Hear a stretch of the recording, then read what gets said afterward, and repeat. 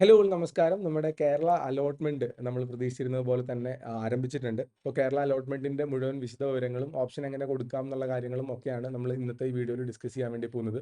അപ്പോൾ നിങ്ങളൊരു കേരള മെഡിക്കൽ അല്ലെങ്കിൽ മെഡിക്കൽ അല്ലൈഡ് ഉദ്ദേശിക്കുന്ന ആളാണെങ്കിൽ തീർച്ചയായിട്ടും കണ്ടിരിക്കേണ്ട വീഡിയോ. വളരെ ചുരുക്കത്തിൽ തന്നെ നിങ്ങൾക്ക് കാര്യങ്ങൾ എക്സ്പ്ലെയിൻ ചെയ്തു തരാം. അതിൽ ഏറ്റവും ആദ്യമായിട്ട് പറയാനുള്ള കാര്യം ഇപ്പോൾ വന്നിരിക്കുന്നത് MBBSൻ്റെയും BDSൻ്റെയും അലോട്ട്മെന്റാണ്. കേരളത്തിലുള്ള ഗവൺമെന്റ് മെഡിക്കൽ MBBS അല്ലെങ്കിൽ BDSൻ്റെ അലോട്ട്മെന്റാണ് വന്നിട്ടുള്ളത്.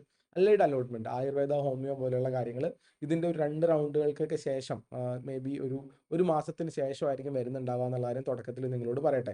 ഇനി നമുക്ക് അതിനോടൊപ്പം തന്നെ ഓൾ ഇന്ത്യ അലോട്ട്മെന്റ്. അപ്പോൾ ഇതാണ് ലാസ്റ്റ് ഡേറ്റ് അലോട്ട്മെന്റിന്റെ ഓപ്ഷൻ രജിസ്റ്റർ ചെയ്യാനുള്ളത്. ഓൾ ഇന്ത്യയിൽ ഫസ്റ്റ് റൗണ്ടിലേക്ക് കൊടുക്കാനുള്ളതിന്റെ. അപ്പോൾ ഓപ്ഷൻ രജിസ്റ്റർ ചെയ്യാനുള്ള ആൾക്കാരാണെങ്കിൽ ഇന്ന് രജിസ്റ്റർ ചെയ്യാന്നുള്ളതാണ്. ഞാൻ ഈ അപ്ഡേറ്റ് പബ്ലിഷ് ചെയ്യുന്നത് 31-ാം തീയതിയാണ്. ജൂലൈ 31, 2025 നമ്മൾ ഈ അലോട്ട്മെന്റ് അപ്ഡേറ്റുകൾ പബ്ലിഷ് ചെയ്യുന്നുണ്ടാവുക. സോ നമ്മൾ അതിന്റെ അലോട്ട്മെന്റിന്റെ നോട്ടിഫിക്കേഷനിലേക്ക് വിശദമായിട്ട് കടക്കുന്നതിന് മുന്നേ തന്നെ നമുക്ക് ഇതിന്റെ സമ്മറി ഒന്ന് പരിശോധിച്ച് നോക്കാം. കേരള അലോട്ട്മെന്റിന് നമ്മുടെ ഓപ്ഷൻ ഫില്ലിംഗ് കൊടുക്കേണ്ടത്, ഓപ്ഷൻ രജിസ്ട്രേഷൻ നമ്മൾ കംപ്ലീറ്റ് ചെയ്യുന്ന ഏറ്റവും ഇമ്പോർട്ടൻ്റ് ആയിട്ടുള്ള ലാസ്റ്റ് ഡേറ്റ് എന്ന് പറയുന്നത് 4-നാണ്. 4-ാം തീയതി നമ്മൾ ഓപ്ഷൻ രജിസ്ട്രേഷൻ കംപ്ലീറ്റ് ചെയ്യണം. ആൻഡ് അലോട്ട്മെന്റിന്റെ റിസൾട്ട് വരുന്ന ദിവസം, അലോട്ട്മെന്റ് റിസൾട്ട് നമുക്ക് വരുന്ന ദിവസം 6-ന് റിസൾട്ട് വരുന്നുണ്ടാവും. ആൻഡ് ജോയിനിങ് ഡേറ്റ്, നമുക്ക് ജോയിൻ ചെയ്യാനുള്ള ദിവസം 12-ാം തീയതി വരെ ജോയിൻ ചെയ്യേണ്ടി വരും. ഫീസ് അടച്ചിട്ടാണ് ജോയിൻ ചെയ്യേണ്ടത്. അപ്പോൾ നമുക്ക് ഏതാണോ സെൽഫ് ഫിനാൻസിങ്ങിലാണ് കിട്ടുന്നതെങ്കിൽ സെൽഫ് ഫിനാൻസിങ്ങിൽ, ഗവൺമെന്റിലാണെങ്കിൽ ഗവൺമെന്റിന്റെ മുഴുവൻ ഫീസും അടച്ചിട്ട് ജോയിൻ ചെയ്യേണ്ട ഡേറ്റ് ആണ്. ഇതിന് പാരലായിട്ട് നമ്മുടെ ഓൾ ഇന്ത്യയുടെ ഓപ്ഷൻ രജിസ്ട്രേഷൻ നടക്കുന്നുണ്ട്. ഓൾ ഇന്ത്യയുടെ ഓപ്ഷൻ രജിസ്ട്രേഷൻ ഇന്ന്, അതായത് 31 ജൂലൈയിലാണ് നമുക്ക് തീരുന്നുണ്ടാവുക, ഇന്ന് അവസാനിപ്പിക്കുന്നുണ്ടാവും. ആൻഡ് റിസൾട്ട് അവിടെ വരുന്നുണ്ടാവുക 4-ാം തീയതി ആയിരിക്കും വരുന്നുണ്ടാവുക. ഫോർത്തിന് റിസൾട്ട് വരും. ആൻഡ് നമ്മുടെ ജോയിനിങ്ങിന്റെ ലാസ്റ്റ് ഡേറ്റ് 8 ആണ്. ഓൾ ഇന്ത്യയിൽ ജോയിൻ ചെയ്യുന്നതിന്റെ ലാസ്റ്റ് ഡേറ്റ് 8 ആണ് വരുന്നുണ്ടാവുക എന്നുള്ള കാര്യം. അപ്പോൾ ഇവിടെ നമ്മൾ നോക്കുമ്പോൾ വളരെ പ്രധാനപ്പെട്ട ഒരു കാര്യമുണ്ട്. ഇപ്പോൾ ഓൾ ഇന്ത്യയിൽ 4-ൽ നമുക്കൊരു കോളേജ് കിട്ടി. നമ്മളിങ്ങനെ ആലോചിക്കാം, ഓൾ ഇന്ത്യ 4-ൽ നമുക്കൊരു കോളേജ് കിട്ടി. അത് നിങ്ങളുടെ റാങ്ക് അനുസരിച്ചിട്ടാണ് നിങ്ങൾക്ക് കിട്ടുക. നിങ്ങൾ ടോപ്പർ ആയിട്ടുള്ള ഒരാളാണെങ്കിൽ you might be getting Delhi AIIMS തന്നെ കിട്ടുന്നുണ്ടാവും, അല്ലെങ്കിൽ കാലിക്കറ്റ് മെഡിക്കൽ കോളേജ് കിട്ടുന്നുണ്ടാവും, ട്രിവാൻഡ്രം മെഡിക്കൽ കോളേജ് കിട്ടുന്നുണ്ടാവും, മറ്റേ എയിംസുകൾ കിട്ടുന്നുണ്ടാവും.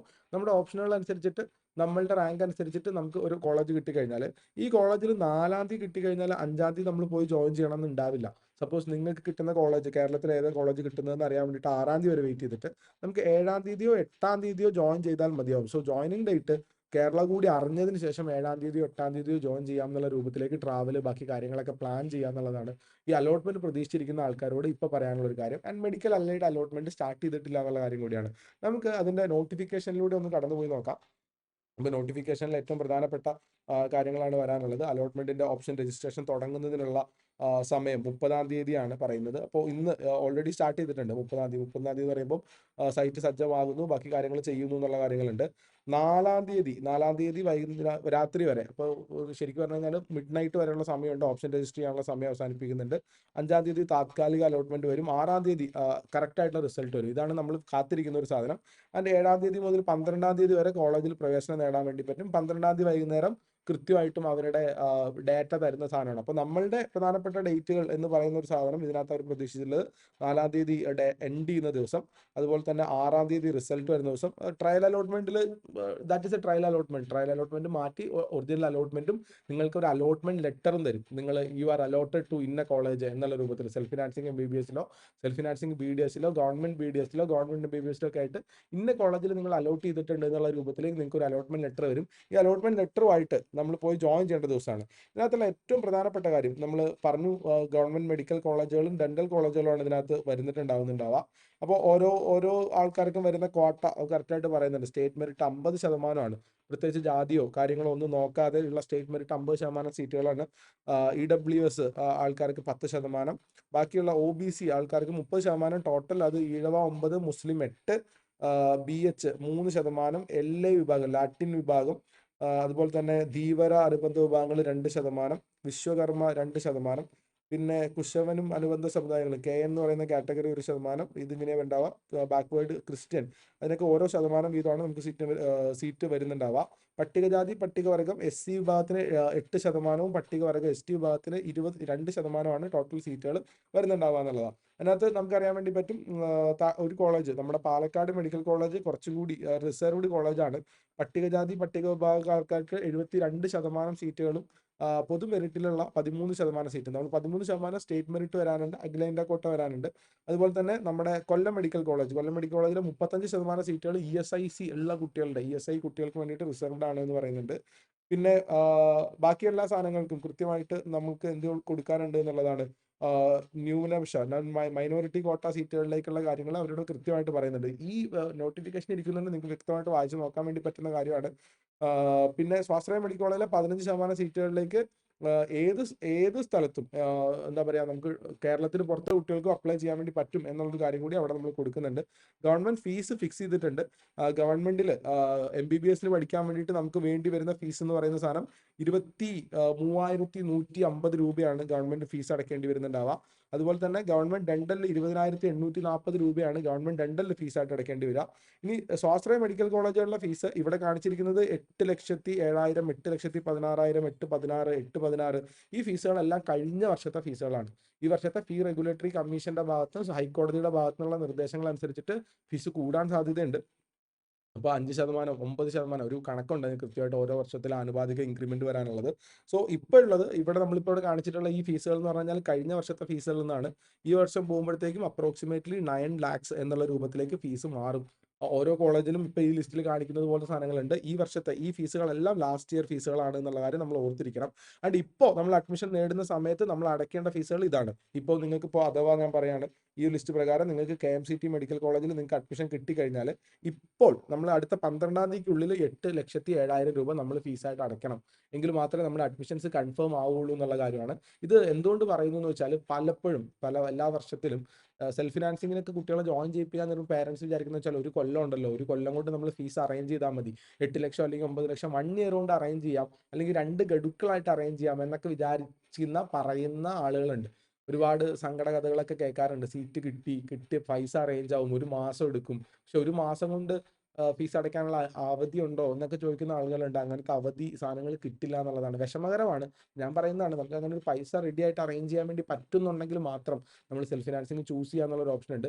സെൽഫ് ഫിനാൻസിങ് ചൂസ് ചെയ്യുകയാണെങ്കിൽ നമ്മൾക്ക് ഫസ്റ്റ് റൗണ്ട് അലോട്ട്മെന്റിൽ നമുക്ക് അലോട്ട്മെന്റ് കിട്ടുകയാണെങ്കിൽ 12-ാം തീയതിക്കുള്ളിൽ നമ്മൾ ഈ പറയുന്ന എമൗണ്ട്, ഓരോ കോളേജിന്റെ എമൗണ്ട്, കഴിഞ്ഞ വർഷത്തെ എമൗണ്ട് ഇപ്പോൾ നമുക്ക് തന്നിട്ടുണ്ട്. ആൻഡ് പുതിയ എമൗണ്ടുകൾ അത് പുതുക്കി വരുന്ന സമയത്ത് ഒരു 5-10% പൈസ, ഏകദേശം 1 ലക്ഷം രൂപയും കൂടി അധികം നിങ്ങൾ ഫീസായിട്ട് അടയ്ക്കേണ്ടി വരുന്നുണ്ടാവും എന്നുള്ളതാണ്. ഓരോ കോളേജിന്റെ ഫീസ് വ്യത്യസ്തമാണ്, ചെറിയ ചെറിയ വ്യത്യാസങ്ങൾ അങ്ങോട്ടും ഇങ്ങോട്ടും കിടക്കുന്നുണ്ട് എന്നുള്ള കാര്യം നമ്മൾ കൃത്യമായിട്ട് ഓർത്തിരിക്കുക എന്നുള്ളതാണ്. ഈ ഫീസ് ഒരു ഫൈനൽ ഫീ റിസർവേഷന് ശേഷം മാറ്റി വെക്കുന്നുണ്ടാവും എന്നുള്ളതാണ് പറയാനുള്ള ഒരു കാര്യം. അതുപോലെ തന്നെ NRI ഫീസും അവർ കൃത്യമായിട്ട് തന്നെ അവിടെ കൊടുത്തിട്ടുണ്ട്. ഓരോരോ സ്ഥലങ്ങളിലുള്ള NRI ഫീസ് കേരളത്തിലുള്ള കഴിഞ്ഞ വർഷത്തെ NRI ഫീസ് 21,65,000 എല്ലാ കോളേജുകളിലും. അതും ആനുപാതികമായിട്ടുള്ള കൂടുതൽ വരുന്നുണ്ടാവും. സോ 22 ലക്ഷത്തിലേക്ക് അത് മൂവ് ചെയ്യുന്നുണ്ടാവും എന്നുള്ളതാണ് മനസ്സിലാക്കേണ്ട കാര്യം. ഇനി ഓപ്ഷൻ രജിസ്ട്രേഷൻ ആയിട്ട് നമ്മൾ ഓപ്ഷൻ രജിസ്റ്റർ ചെയ്യുന്ന സമയത്ത് ജനറൽ OBC വിദ്യാർത്ഥികൾ 5,000 രൂപയും അതുപോലെ തന്നെ നമ്മളുടെ ബാക്കി SC ST OEC ഉള്ള കുട്ടികൾ 500 രൂപയും ഫീസായിട്ട് അടയ്ക്കേണ്ടതുണ്ടാവും. SC ST OEC ഉള്ള കുട്ടികൾ 500 രൂപയും ഫീസായിട്ട് അടയ്ക്കേണ്ടതുണ്ടാവും എന്നുള്ള കാര്യം നമ്മൾ കൃത്യമായിട്ട് എന്ത് ചെയ്യണം, മനസ്സിലാക്കിയിരിക്കണം. ഈ അടച്ച ഫീസ് നമ്മളുടെ ഫീസ് ഇനത്തിലേക്ക് അവർ പരിഗണിക്കുന്നുണ്ടാവും. അപ്പോൾ നമുക്ക് ഗവൺമെന്റ് MBBSൽ നമുക്കറിയാൻ വേണ്ടി പറ്റും ഫീസ് 23,000 ആണ്.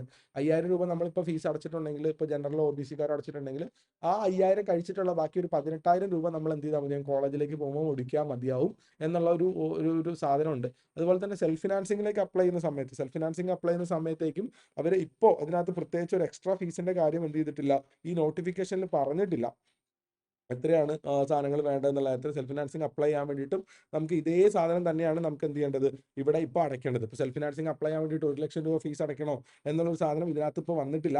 5,000 രൂപ എന്നുള്ള രൂപത്തിൽ തന്നെയാണ് നമ്മൾ എന്ത് ചെയ്തിട്ടുള്ളത്, കാര്യങ്ങൾ കൊടുത്തിട്ടുള്ളത് എന്നുള്ള കാര്യം നമ്മൾ കൃത്യമായിട്ട് നമ്മൾ എന്ത് ചെയ്യണം, മനസ്സിലാക്കി എടുക്കേണ്ടതാണെന്നുള്ളതാണ്. പിന്നെ 12-ാം തീയതി നമ്മൾ ജോയിൻ ചെയ്യാൻ വേണ്ടി പോകുന്ന സമയത്താണ് മുഴുവൻ ഫീസും നമ്മൾ അടയ്ക്കേണ്ടി വരുന്നുണ്ടാവും. അതിപ്പോൾ ഗവൺമെന്റ് ആണെങ്കിലും സെൽഫ് ഫിനാൻസിങ് ആണെങ്കിലും ഫീസ് അടച്ച റെസീപ്റ്റ് കൊണ്ടാണ് നമ്മൾ കോളേജിലേക്ക് അഡ്മിഷൻ എടുക്കാൻ വേണ്ടി പോകേണ്ടത് എന്നുള്ള കാര്യം നമ്മൾ കൃത്യമായിട്ടും ആലോചിച്ച് നോക്കുക എന്നുള്ളതാണ് കാര്യം. ഇനി ഫസ്റ്റത്തെ ഏറ്റവും ഇമ്പോർട്ടൻ്റ് ആയിട്ടുള്ള ഒരു പ്രധാനപ്പെട്ട കാര്യമാണ്, ഈ ഘട്ടത്തിൽ അലോട്ട്മെന്റിന് ലഭ്യമായിട്ടുള്ള കോളേജുകൾ വരുന്ന ആൾക്കാർ ഈ ഘട്ടത്തിൽ തന്നെ ആവശ്യമായ കോളേജ് ഓപ്ഷനുകൾ ഉൾപ്പെടുത്തേണ്ടതാണ്. പുതുതായി കോളേജുകൾ ഉൾപ്പെടുത്താത്ത പക്ഷം തുടർന്നുള്ള സാധനങ്ങളിലേക്ക് നമ്മളെ പുതിയ ഓപ്ഷൻ നൽകാൻ അനുവദിക്കുന്നതല്ല എന്നുള്ളൊരു സാധനം വളരെ ഇമ്പോർട്ടൻ്റ് ആയിട്ടുള്ള കാര്യമാണ്. അതായത് ഓൾ ഇന്ത്യ അലോട്ട്മെന്റിൽ നമുക്കിപ്പോൾ ഓൾ ഇന്ത്യയുടെ റൗണ്ട് 1 ഓപ്ഷൻ കൊടുക്കാൻ വേണ്ടി പറ്റും. അതുപോലെ തന്നെ റൗണ്ട് 2 വരുമ്പോൾ പുതിയ ഓപ്ഷൻ കൊടുക്കാൻ വേണ്ടി പറ്റും. റൗണ്ട് 3 വരുമ്പോൾ പുതിയ ഓപ്ഷൻ കൊടുക്കാൻ വേണ്ടി പറ്റും. അതുപോലെ റൗണ്ട് 4 പുതിയ ഓപ്ഷൻ കൊടുക്കാൻ വേണ്ടി പറ്റും. ഇത് ഓൾ ഇന്ത്യയുടെ മാത്രം റൂളാണ്. കേരളത്തിൽ വരുമ്പോൾ കേരളയുടെ റൗണ്ട് 1 മാത്രമേ ഓപ്ഷൻ കൊടുക്കാൻ വേണ്ടി പറ്റുള്ളൂ. കേരള റൗണ്ട് 2 ഓപ്ഷൻ കൊടുക്കാൻ വേണ്ടി പറ്റില്ല, റൗണ്ട് 3 ഓപ്ഷൻ കൊടുക്കാൻ വേണ്ടി പറ്റില്ല, അതുപോലെ തന്നെ റൗണ്ട് 4 ഓപ്ഷൻ നമുക്ക് കൊടുക്കാൻ വേണ്ടി പറ്റില്ല. അല്ല, റൗണ്ട് ഫോറിലേക്ക് സാധിക്കും കേട്ടോ. 4 മീൻസ് സ്ട്രേ വേക്കൻസി അലോട്ട്മെന്റ് ആണ്. സ്ട്രേ വേക്കൻസിയിലേക്ക് മാത്രമായിരിക്കും പിന്നെ നമുക്ക് ഓപ്ഷൻ കൊടുക്കാൻ വേണ്ടി പറ്റുന്നുണ്ടാവുക. അപ്പോൾ റൗണ്ട് 1 നമ്മൾ കൊടുക്കാത്ത ഓപ്ഷൻസ് റൗണ്ട് 2 റൗണ്ട് 3 നമ്മളെ പരിഗണിക്കുന്നുണ്ടാവില്ല. അതുകൊണ്ട് കേരള ഓപ്ഷൻ കൊടുക്കുമ്പം ഗിവ് ഓൾ പോസിബിൾ നിങ്ങൾക്ക് കിട്ടിയാൽ പോകാം എന്നുള്ള ഓൾ പോസിബിൾ ഓപ്ഷൻസ് എന്തായാലും കൊടുക്കണം. അത് ഏത് റാങ്കിൽ നിൽക്കുന്ന കുട്ടിയാണെങ്കിലും. ഇപ്പോൾ ഒരു ഉദാഹരണം പറയുകയാണെങ്കിൽ നിങ്ങൾക്ക് കേരള റാങ്ക് ഒരു 400 ഉണ്ട്. നിങ്ങൾക്ക് അത് വെച്ചിട്ട് തൃശ്ശൂരോ കോട്ടയോ തിരുവനന്തപുരം ഒക്കെ നിങ്ങൾക്ക് ഉറപ്പായിട്ടുള്ള ആളാണ്. അപ്പോൾ ഞാൻ പറയുകയാണ് ഈ കുട്ടിക്ക് തിരുവനന്തപുരം ഏകദേശം ഉറപ്പാണ് എന്ന് വിചാരിക്കുക. അപ്പോൾ ആ കുട്ടി പറയുകയാണ് എന്നാൽ ഞാൻ ട്രിവാൻഡ്രം മാത്രം കൊടുക്കാം. Never do that thing. ഒരിക്കലും അത് ചെയ്യരുത്. നിങ്ങൾക്കിപ്പോൾ ഒരു 700 ഓപ്ഷനുള്ള ആളാണ്, എനിക്ക് ആലപ്പുഴ കിട്ടുമായിരിക്കും എന്ന് പറഞ്ഞാൽ ആലപ്പുഴ മാത്രം കൊടുത്ത് അങ്ങനെ ചെയ്യരുത്, ഒരിക്കലും ചെയ്യരുത്.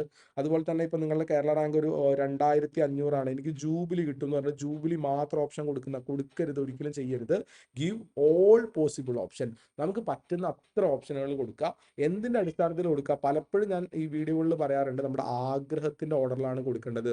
അവിടെ ലാസ്റ്റ് റാങ്ക് നോക്കണോ, കാറ്റഗറി റാങ്ക് നോക്കണോ, കട്ട് ഓഫ് മാർക്ക് നോക്കണോ? നെവർ. ലാസ്റ്റ് റാങ്കോ കട്ട് ഓഫ് മാർക്കോ ഒന്നിൻ്റെ അടിസ്ഥാനത്തിലല്ല നമുക്ക് അത് കിട്ടുന്നുണ്ടാവുക. നമ്മുടെ ആഗ്രഹത്തിന്റെ ഓർഡറിൽ കൊടുക്കുക. നമ്മൾ ആഗ്രഹിച്ച ഓർഡറിൽ, ഇപ്പോൾ നമ്മൾ ഏറ്റവും കൂടുതൽ ആഗ്രഹിച്ച കോളേജിൽ നമുക്ക് അർഹത ഉണ്ടെങ്കിൽ നമുക്കത് കിട്ടും. ഇനി അതില്ലെങ്കിൽ നമ്മൾ ആഗ്രഹിച്ച കോളേജിൽ അർഹത ഉണ്ടെങ്കിൽ നമുക്കത് കിട്ടും. ആ ഒരു ആഗ്രഹത്തിന്റെ ഓർഡറിൽ നമ്മുടെ റാങ്കും നമ്മുടെ കാറ്റഗറിയും ഒക്കെ അനുസരിച്ച് നമുക്ക് അർഹതപ്പെട്ട സീറ്റ് നമ്മളിലേക്ക് വന്നു ചേരുന്നുണ്ടാവും. സോ വളരെ വളരെ വളരെ വളരെ ഇമ്പോർട്ടൻ്റ് ആയിട്ടുള്ള കാര്യമാണ്. കേരളത്തിലുള്ള റൗണ്ട് 1 മാത്രമാണ് നമുക്ക് ഓപ്ഷൻ കൊടുക്കാൻ വേണ്ടി സാധിക്കുകയുള്ളൂ.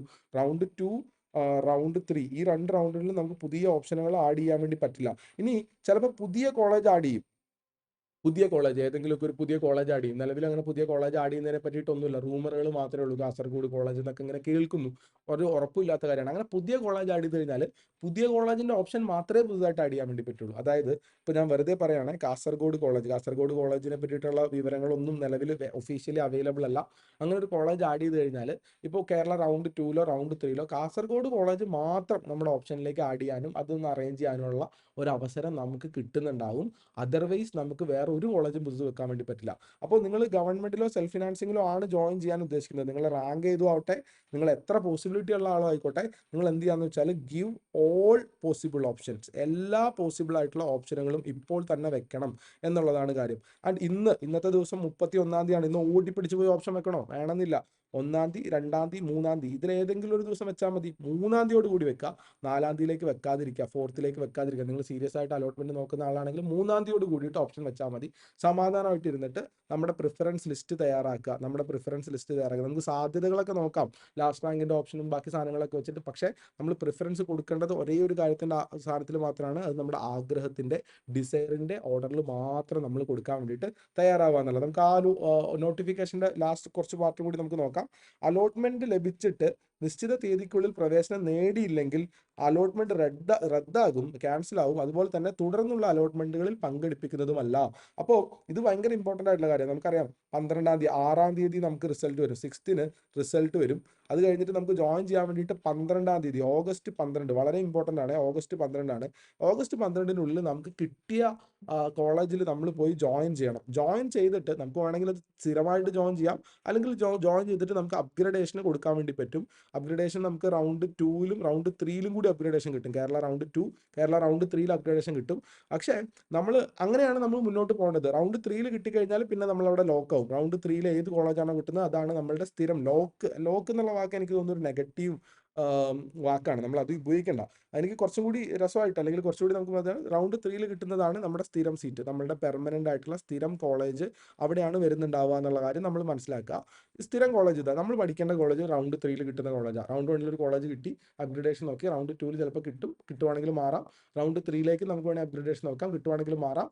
കിട്ടിക്കഴിഞ്ഞ് കഴിഞ്ഞാൽ അതാണ് നമ്മളുടെ കോളേജ്, അതാണ് നമ്മുടെ കോളേജ്. ഞാൻ അവിടെ നിന്ന് അഡ്മിഷൻസ് മാറ്റാനുള്ള ഓപ്ഷൻ നമുക്ക് ഉണ്ടാവുന്നുണ്ടാവില്ല എന്നുള്ളതാണ്. ഇനി ഓഗസ്റ്റ് 12-നുള്ളിൽ നമ്മൾ ജോയിൻ ചെയ്തില്ലെങ്കിൽ നമ്മൾ നോട്ട് ജോയിനിങ് ആണെന്ന് വിചാരിക്കുക. നോട്ട് ജോയിനിങ്ങിന് 2-3 കാരണങ്ങളോ, ഞാൻ പറയുന്ന ഒരേ ഒരു കാരണമേ വെക്കാൻ പാടുള്ളൂ എന്നുള്ളതാണ്. നിങ്ങൾക്ക് ഓൾ ഇന്ത്യ കോട്ടയിൽ നല്ലൊരു കോളേജ് കിട്ടിയാൽ നിങ്ങൾക്ക് ജോയിൻ ചെയ്യേണ്ട. ഇപ്പോൾ ഒരു കുട്ടി അപ്ലൈ ചെയ്തു, കോഴിക്കോട് മെഡിക്കൽ കോളേജാണ് കേരളത്തിൽ നമ്മൾ വെച്ച ഏറ്റവും വലിയ ഓപ്ഷൻ.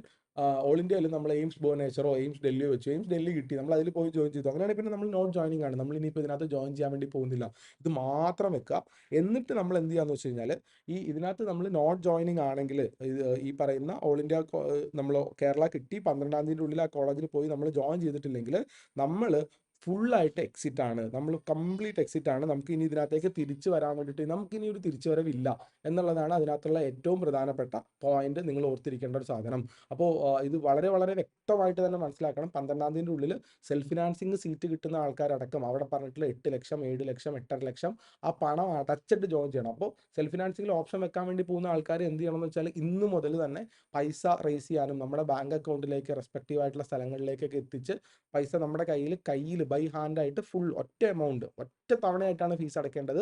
2 തവണയായിട്ടോ 3 തവണയായിട്ടോ അല്ലെങ്കിൽ ഒരു മാസം അവധിയിലോ ഒന്നും നമുക്ക് കിട്ടുന്നുണ്ടാവില്ല. ഒറ്റ തവണയായിട്ട് ഫീസ് റേസ് ചെയ്യാനുള്ള കാര്യങ്ങൾ വളരെ വളരെ സ്പെഷ്യലായിട്ട് വളരെ വളരെ കെയർഫുൾ ആയിട്ട് നമ്മൾ ആ പൈസയുടെ കാര്യത്തിൽ ശ്രദ്ധിച്ച് വെക്കണം എന്നുള്ളൊരു കാര്യമാണ് പറയാനുള്ള കാര്യം. പിന്നെ ഫീസ് നിശ്ചയിച്ചിട്ടില്ല എന്നുള്ള കാര്യം അവർ പറഞ്ഞു. ഫീസ് താൽക്കാലികമായി അടയ്ക്കണം. അഡ്മിഷൻ സൂപ്പർവൈസറി കമ്മിറ്റി അല്ലെങ്കിൽ സർക്കാർ കോടതി ഉത്തരവുകൾ വന്നിട്ട് പുതിയ ഫീസ് വരുമ്പോൾ നിലവിലെ ഫീസിനേക്കാൾ കൂടുതലാണെങ്കിൽ കൂടുതലായിട്ട് എന്താ പറയുക ഫീസ് അടയ്ക്കേണ്ടതുണ്ട്. അഡ്മിഷന് ശേഷം അടച്ചാൽ മതി എക്സ്ട്രാ ഉള്ള സാധനം. പക്ഷേ ഇപ്പോൾ പറഞ്ഞിട്ടുള്ള ഫീസ് നിർബന്ധമായിട്ട് അടയ്ക്കണം. റാങ്ക് ലിസ്റ്റിന്റെ ഫലം തടഞ്ഞു വെച്ചിട്ടുള്ള ആൾക്കാർക്ക് ചെയ്യാൻ വേണ്ടി പറ്റുന്നുണ്ടാവും. പക്ഷെ അത് 2-ാം തീയതി വൈകുന്നേരത്തിനുള്ളിൽ കൃത്യമായിട്ട് അവരുടെ എന്താ പറയുക ഡോക്യുമെന്റ് ഒക്കെ അപ്ലോഡ് ചെയ്ത് കൊടുത്ത് സാധനങ്ങൾ ശരിയാക്കണം എന്നുള്ളതാണ്. NRI കോട്ട പ്രവേശനത്തിന് കാലാവധി കഴിഞ്ഞതോ കഴിയാറായതോ ആയ രേഖകൾ ഓൺലൈൻ അപേക്ഷ സ്പോൺസറിൽ നിന്നുള്ള സത്യവാങ്മൂലം കാര്യങ്ങളും ഒക്കെ വെച്ചിട്ട് നമുക്ക് എന്ത് ചെയ്യാം ഓപ്ഷൻ സമർപ്പിക്കാൻ വേണ്ടി പറ്റും. ഇത്തരം വിദ്യാർത്ഥികൾക്ക് അവസാന തീയതിക്ക് മുന്നായിട്ട് ഒറിജിനൽ വാലിഡിറ്റി ഉള്ള സാധനങ്ങൾ കൊടുത്താൽ മതി എന്നുള്ളതാണ് ഏറ്റവും പ്രധാനപ്പെട്ട കാര്യം വരുന്നുണ്ടാവുക. നമ്മുടെ കോളേജുകളിലെ ലിസ്റ്റ് വരുന്നുണ്ട്. കൊല്ലം കോളേജിന് സ്റ്റാറുണ്ട്. കൊല്ലം കോളേജിന് സ്റ്റാർ ഉള്ളത് നമ്മളുടെ ESI ഉള്ളത് കൊണ്ടാണ്. പാലക്കാട് നമ്മൾ ഈ പറഞ്ഞതുപോലെ തന്നെ എന്ത് വരുന്നുണ്ട്, നമ്മളുടെ SC റിസർവേഷൻ വരുന്നുണ്ട്. അതൊക്കെ നമ്മൾ കൃത്യമായിട്ട് ഓർത്തിരിക്കുക. പിന്നെ നമ്മളുടെ കോളേജുകളുടെ ലിസ്റ്റുകൾ കൃത്യമായിട്ട് എത്ര കോളേജുണ്ട്, 20 സെൽഫ് ഫിനാൻസിങ് കോളേജുകളുടെ ലിസ്റ്റ് ഉണ്ട്. ഈ സെൽഫ് ഫിനാൻസിങ് കോളേജുകളുടെ പ്രിഫറൻസ് ഓർഡർ ഇതിന് മുന്നേ ഒരു വീഡിയോ ആയിട്ട് ചെയ്തിട്ടുണ്ട്. നമ്മുടെ കമ്മ്യൂണിറ്റി ടാബിൽ കാറ്റഗറി 1 കാറ്റഗറി 2 കാറ്റഗറി 3 ഒക്കെ ആയിട്ട് നമ്മൾ തിരിച്ച് അതിനകത്ത് ഇട്ടിട്ടുണ്ട്. അപ്പോൾ അതിൻ്റെ ഓർഡർ നോക്കി നമ്മൾ ആ വീഡിയോ കൂടി കണ്ടതിന് ശേഷം മാത്രം മുന്നോട്ട് പോകാൻ വേണ്ടി നോക്കുക എന്നുള്ളതാണ്. ഡെന്റൽ കോളേജുകളുണ്ട്. ഡെന്റൽ കോളേജുകളുടെ ഡീറ്റെയിലും നമ്മൾ പബ്ലിഷ് ചെയ്തിട്ടുണ്ട്. നമ്മുടെ നീറ്റ് കോഡ് അലോട്ട്മെന്റ് ഗ്രൂപ്പിലൊക്കെ ആയിട്ട് പബ്ലിഷ് ചെയ്തിട്ടുണ്ട്. ഡോപ്പായിട്ട് കണക്ട് ചെയ്ത് കഴിഞ്ഞാൽ ഡെന്റൽ കോളേജിന്റെ പ്രിഫറൻസ് ലിസ്റ്റും ഗവൺമെന്റ് കോളേജുകളുടെ പ്രിഫറൻസ് ലിസ്റ്റും അതുപോലെ തന്നെ നമ്മുടെ നാട്ടിലുള്ള 19-ഓളം കോളേജുകളുണ്ട്. 18 കോളേജ്. ആ കോളേജുകളിലേക്കുള്ള പ്രിഫറൻസ് ലിസ്റ്റ് നമ്മൾ കൃത്യമായിട്ട് തന്നെ നമ്മൾ പബ്ലിഷ് ചെയ്ത് തരുന്നുണ്ടാവും. തീർച്ചയായിട്ടും ആലോചിക്കാം. നമ്മളുടെ വളരെ ക്രൂഷ്യൽ ആയിട്ടുള്ള തീരുമാനം എടുക്കേണ്ട സമയമാണ്. കൃത്യമായിട്ട് തന്നെ തീരുമാനങ്ങൾ എടുക്കുക. നമ്മുടെ ആഗ്രഹത്തിനനുസരിച്ച് മാത്രം കിട്ടിയാൽ പോകുന്ന കോളേജുകൾ മാത്രം ഓപ്ഷൻ വെക്കാൻ വേണ്ടിയിട്ട് ശ്രമിക്കുക എന്നുള്ളതാണ് കാര്യം. ആൻഡ് അലോട്ട്മെന്റ് സമയത്ത് പിഴവുകളൊന്നും വരുത്താതിരിക്കുക. ടോപ്പിൽ പഠിച്ച വിദ്യാർത്ഥികൾ എന്തെങ്കിലും സംശയങ്ങളുണ്ടെങ്കിൽ അവരുടെ റെസ്പെക്റ്റീവ് ആയിട്ടുള്ള കോർഡിനേറ്റേഴ്സിനെ ഹെഡുകളെ കണക്ട് ചെയ്യുക. തീർച്ചയായിട്ടും നിങ്ങൾക്ക് വേണ്ടിയിട്ട് പേഴ്സണലൈസ് ചെയ്തിട്ട് നിങ്ങൾക്ക് കുറച്ചും കൂടി സമയമൊക്കെ ഇൻവെസ്റ്റ് ചെയ്ത് ഡീറ്റെയിൽ ആയിട്ട് നമുക്ക് പറഞ്ഞുതരാൻ നമ്മൾ ബാധ്യസ്ഥരാണ്. നമ്മൾ തീർച്ചയായിട്ടും ചെയ്ത് തരുന്നുണ്ടാവും നമ്മൾ ടോപ്പിൽ പഠിച്ച വിദ്യാർത്ഥികൾ. ഇനി നോൺ ടോപ്പർ സ്റ്റുഡൻസ് ആണെങ്കിലും എന്തെങ്കിലും ഡൗട്ടുകളോ കാര്യങ്ങളോ സാധനങ്ങളോ ഒക്കെ ഉണ്ടെങ്കിൽ താഴെ കമന്റ് ബോക്സിലേക്കൊക്കെ ഇടുക. വീഡിയോസ് ആയിട്ട് മറ്റു കാര്യങ്ങളൊക്കെ ആയിട്ട് ചെയ്തുതരാം. എല്ലാവർക്കും നല്ല അടിപൊളിയായിട്ടൊരു ഭാവി ആശംസിക്കുകയാണ്. ആൻഡ് വളരെ കുറഞ്ഞ സീറ്റുകൾ മാത്രം ബാക്കിയുണ്ടായിരുന്നു. നമ്മുടെ ഡോപ്പയുടെ റിപ്പീറ്റേഴ്സ് ബാച്ചിലെ അഡ്മിഷൻസ് 1-2 ദിവസങ്ങളിനുള്ളിൽ കംപ്ലീറ്റ്ലി ക്ലോസ് ആവുകയാണ്. അപ്പോൾ suppose if you want to do it again, നമ്മൾ വളരെ കമ്മിറ്റഡ് ആയിട്ട്, ഞാൻ അങ്ങനെ ആത്മാർത്ഥമായിട്ട് ഇങ്ങനെ നമുക്കിങ്ങനെ പറയാൻ വേണ്ടി പറ്റില്ല, നെഞ്ച് കൈ വെച്ച് പറയാൻ വേണ്ടി പറ്റുമെന്ന് പറയുന്ന സാധനങ്ങൾ, ആത്മാർത്ഥമായിട്ട് കഴിഞ്ഞ 5 വർഷമായിട്ട് നമ്മൾ വളരെ വൃത്തിയായിട്ട് ഇങ്ങനെ നടത്തിക്കൊണ്ട് പോവുകയും അത് നല്ല റിസൾട്ട് പ്രൊഡ്യൂസ് ചെയ്യാൻ വേണ്ടി പറ്റുകയും ചെയ്യുന്നുണ്ട്. നമുക്കുണ്ടാകുന്ന വളരെ ലിമിറ്റഡ് നമ്പർ ഓഫ് കുട്ടികളാണ്. നമുക്ക് കഴിഞ്ഞ വർഷം റെസിഡൻഷ്യലൊക്കെ പഠിച്ചിരുന്ന ഒരു 960ഓളം കുട്ടികളാണ്. അതിനകത്ത് 120 130 പേരാണ് ഇപ്പോൾ ഗവൺമെൻറ് MBBS ഇപ്പോൾ യോഗ്യത നേടിയിട്ടുള്ളത്. റാങ്കുകൾ വരികയും ബാക്കി കാര്യങ്ങളൊക്കെ ചെയ്തിട്ടുണ്ടായിരുന്നു. ഇനിയിപ്പോൾ മറ്റു കോഴ്സുകളും മല്ലയിടും എല്ലാം കൂടി വെച്ചിട്ട് നമ്മുടെ ഒരു 250-300 കുട്ടികൾ ഗവൺമെൻറ് സീറ്റുകളിലേക്ക് തന്നെ കയറി പോകുന്നുണ്ടാവും എന്നുള്ളതാണ്. So it is like more than 30% of success rate. അത് കേരളത്തിൽ അങ്ങനെ അങ്ങനെ പറയുന്നില്ല, നമ്മളാണ് ഏറ്റവും ബെസ്റ്റ് എന്ന് പറയാൻ. നമുക്ക് ഇനിയും ഒരുപാട് കാലങ്ങളിൽ നമ്മൾ മുന്നോട്ട് വർക്ക് ചെയ്ത് നമ്മളായിട്ട് തെളിയിക്കണം. നിങ്ങളാണത് പറയേണ്ട ആളുകൾ. പക്ഷേ ഞാൻ പറയാണ്, നമ്മൾ കമ്മിറ്റഡ് ആയിട്ട് ഓരോ ദിവസവും കുട്ടികളെ ഇൻസ്ട്രക്ട് ചെയ്ത് ഓരോ ദിവസവും കുട്ടികൾ കാര്യങ്ങൾ പറഞ്ഞു കൊടുത്ത് നമ്മളുണ്ടാവും. കുറഞ്ഞ സീറ്റുകൾ കൂടി ബാക്കിയുണ്ട്. കൺസിഡർ ചെയ്യാവുന്ന ഒരു ഓപ്ഷനാണ് ഡോപ്പ എന്നുള്ളൊരു കാര്യം പറയുകയാണ്. നിങ്ങളുടെ പരിചയത്തിലുള്ള ആരെങ്കിലും ഉണ്ടെങ്കിലും കൃത്യമായിട്ട് സജസ്റ്റ് ചെയ്യാം. Thank you so much for being with us. And അടുത്ത വീഡിയോയിൽ നമ്മൾ വീണ്ടും കാണാം. Thank you so much. Bye by.